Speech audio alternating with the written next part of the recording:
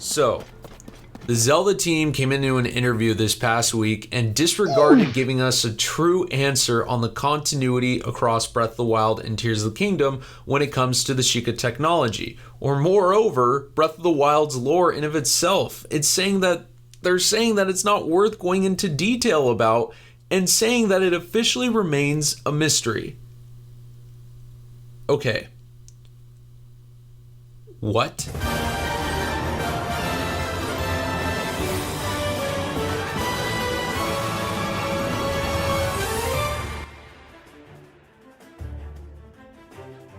Okay. So where do I even begin? I think this opens the door for DLC, possibly. But wait, wasn't that deconfirmed? Nope, it never was. So here I am, happily coming up with theories and writing theories on why the Sheikah technology disappeared from Breath of the Wild when we look into Tears of the Kingdom. And now, should I be happy as a Zelda theorist that I could draw my own conclusions? I mean, sure, I guess, but there's a bigger problem here. It's baffling to me that they didn't just put in some random journal in the world or in the game that says at least a little bit of what happened in the Sheikah technology. Would that have made the story too complicated or too revealing? You guys seeing this? You with me? There is literal action by the developers to make this mystery completely unknown without any trace of making it vague. As someone who already has a problem with Tears of the Kingdom story, it overall looks lazy. The Zelda series does not throw away continuity, at least with previous installments. So, as a traditional Zelda story loyalist, yeah, I'm pissed off. But you guys aren't here to cradle me with my emotions. You want the juicy stuff, don't you? Okay, so, what does this mean from a theory and speculation standpoint? I believe cutting the story down beyond simply being vague to making the story experience even more mysterious and confusing than the first game is, well, actually, firstly, that's an achievement in of itself to make story elements more vague than Breath of the Wild. You thought Breath of the Wild had no answers with its story? Play Tears of the Kingdom. Anyway, this is clearly intentional. At least I believe. Well, I strongly believe it to the point where I'm saying it's fact. Not allowing the Zelda team to place a simple journal in the world that at least gives a substantial hint to what happened in the Sheikah technology is not only baffling, but it smells like they're preparing a dessert. That is, if I'm looking at this entire situation optimistically. Could this dessert be DLC even though we thought it was disproved? Could the DLC be tied to releasing in parallel with the Switch 2 to bring back sales? Or does it set up a Breath of the Wild 3? Honestly, being a Breath of the Wild 3 believer isn't too much of a stretch. Nintendo next console needs a Zelda title immediately, within the first 6 months at least, within the first year, 6 months, whatever. I would say within the first 5 months. You know, I actually have a hidden script deep down in my archives. You know, my scripts that have yet to turn into videos yet.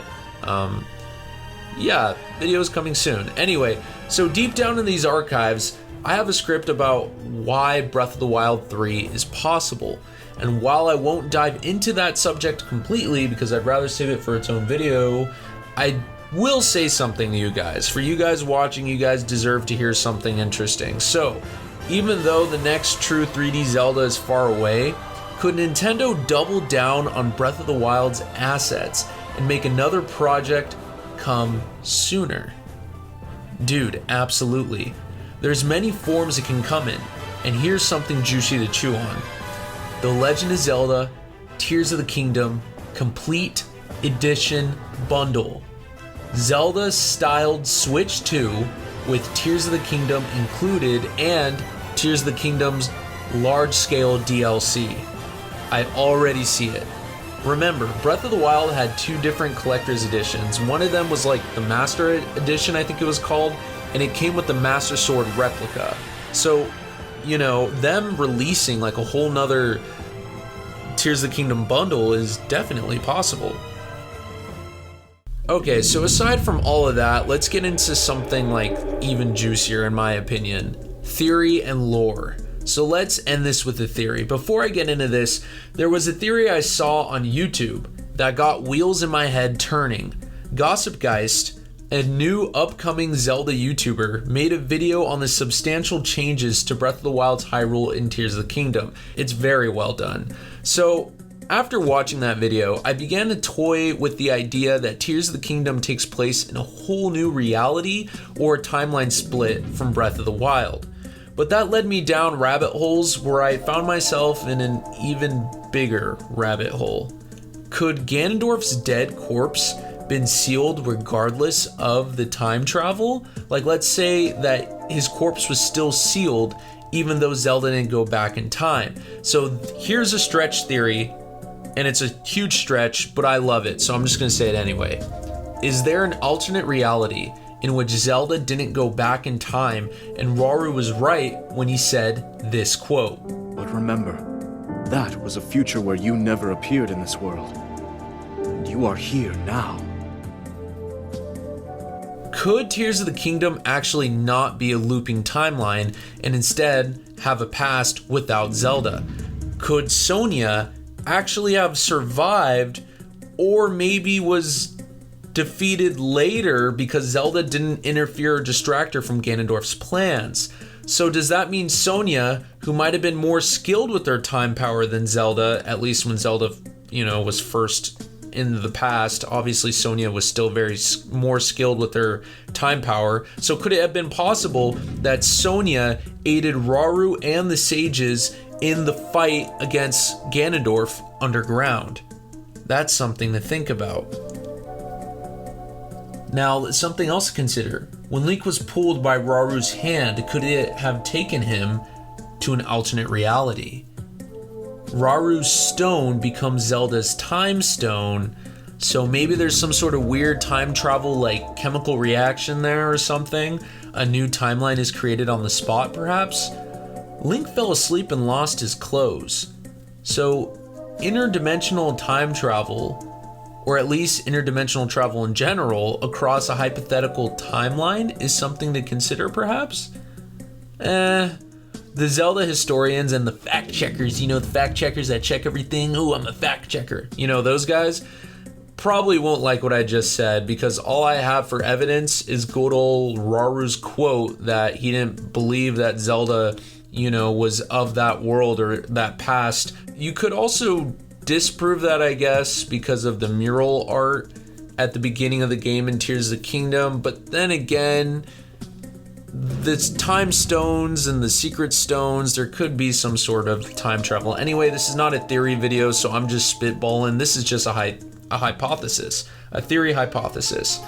Anyway, there's a lot more to discuss on these possibilities, or at least I just hope and pray Nintendo isn't this lazy again with a future Zelda game, because that's kind of pissing me off. But you know what? I'm a dedicated Zelda fan, so any little thing pisses me off, I guess. Anything I don't like. Power of having an opinion, right? Anyway, please comment on my stretchy theory that has a lot of people saying that it will probably be quite the stretch. And oh yeah, you could also comment on my Switch 2 speculation I mentioned. And you could also comment on my ranting, missing the good old days of bigger story Zelda games. I mean, I really do miss those days. I think, to be honest, I think the old school Zelda games are freaking amazing. Seriously, you're just watching footage of Ocarina of Time. Anyway, thanks to Fujibayashi and Aonuma for giving me this emotional response to make this video, for freaking, getting my gears grinding and making me want to make this video. I really couldn't have done it without them. Seriously, they made the game that I've been talking about. I actually couldn't have done it without them.